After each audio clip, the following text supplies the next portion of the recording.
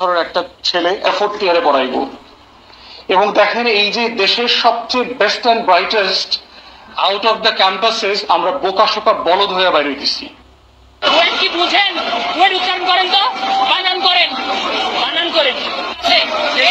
দেশের সবচেয়ে কঠিন ভর্তি পরীক্ষা দিয়ে আমরা এখানে আসছি। ধোলাইখাল যান ভাই, দেশে যে আর কত ওদন চোদন দেখবো আল্লাহ খুব 10-12 বছরের একটা, ঠিক আছে। কারণ এই জাতি, বাঙালি জাতি জানে না যে এই ওদন চোদন আর কতকাল দেখতে হবে। এই আন্দোলন, সেই দাবি, এই দাবি, আর কত দাবি দেখতে দেখতে একটা বছর পার করে দিলাম। এখন তো বলতে মনে হচ্ছে যে আগেই ভালো ছিলাম। আগে ভালো ছিলাম রাজনীতির পাইলে না। আগে ভালো ছিলাম কি, রাস্তাঘাটে এত অসুবিধা হচ্ছিল না।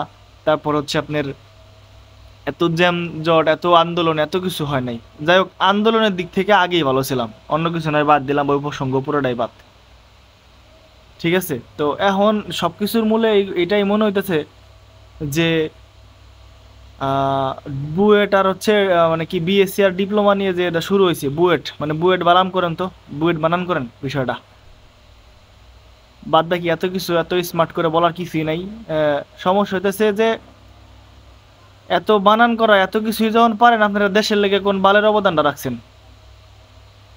দেশের লেগে কোন কি জিনিসটা করছেন? পাবলিকের ভোগান্তি সৃষ্টি করে, সাধারণ মানুষের ভোগান্তি সৃষ্টি করে আপনারা বুয়েট বানান শিখাইতেছেন রাস্তার মাঝখানে, ফাঁকা ময়দানে, যেখানে গাড়ি চলে, প্রতিনিয়ত গাড়ির চাকার ঘষা লাগে, সেখানে এসে আপনারা বুয়েটের বানান শিখাইতেছেন।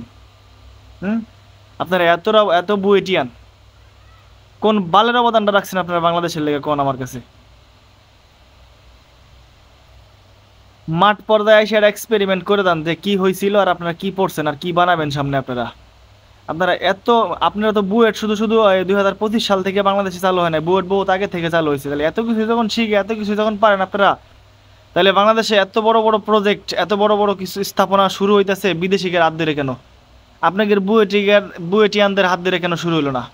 আপনারা বুয়েটিয়ান শিখাইতেছেন রাস্তার মাঝখানে, পাবলিকের ভোগান্তি সৃষ্টি করে, বাংলাদেশের অর্থনীতির ক্ষতি করে আপনারা বুয়েট বানান শিখাইতেছেন রাস্তার মাঝখানে।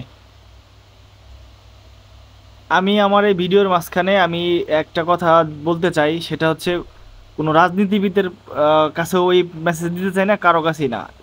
এই মেসেজটা শুধু আমি এইখানে দিতে চাই, বাংলাদেশের প্রশাসনিক ব্যবস্থা ভালো করেন আপনারা। আমি চাই যদি কেউ আমার এই ভিডিওটা বা আমার এই মেসেজটা কেউ শুনেন বা দেখেন, দয়া করে এই বিষয়টা নিয়ে একটু ভাইবে দেখবেন। দেশের প্রশাসনিক ব্যবস্থা ভালো করেন, দেশের প্রশাসনিক ব্যবস্থা উন্নত করেন, সেনাবাহিনী, পুলিশ বা এই প্রশাসনিক ব্যবস্থা জোরদার করেন, দেশের পরিস্থিতি নিয়ন্ত্রণে আসবে।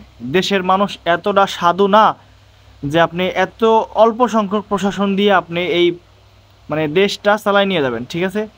কিছু হইলেই প্রশাসনের গায়ে হাত, প্রশাসন মানে ক্ষিপ্ত, মারামারি, হাঁকাহাঁকি, এত হাঁকাও আর ভালো লাগতেছে না ভাই।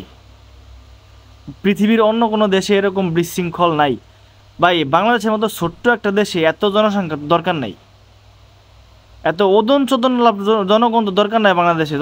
বাংলাদেশে কিছু বুদ্ধিমান শৃঙ্খলাপূর্ণ লোকজন বাস করলেই এনাফ, দরকার নাই এত ওদন চোদনওয়ালা লোকজন দেশে। মরে ফেলান, সব মারে ফেলান, সমস্যা নাই।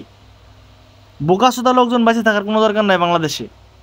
বোকাচোদা লোকজন পৃথিবীতে বেঁচে থাকার কোনো দরকার নাই। যে ব্যক্তি একটা পার্শ্ববর্তী জাতির জন্য ক্ষতিকর, ওই জাতি বেঁচে থাকার কোনো দরকার নেই। এক কথায় বোকাচোদা লোকজন মরে যায় ভালো।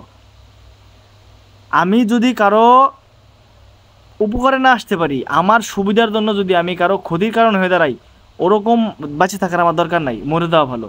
আমি এই জন্য বারবার বলতেছি, 3বার করে বলতেছি, বোকাচোদা লোকজন বেঁচে থাকার কোনো দরকার নাই বাংলাদেশের মাটিতে। ইন্ডিয়া চলে থাক, ইন্ডিয়াতে প্রচুর জায়গা আছে, বন জঙ্গল বহুত আছে, ওইখানে বসবাস করে খাক। বোকাচোদা লোকজন বাংলাদেশের মাটিতে দরকার নাই, মাইরে ফেলান।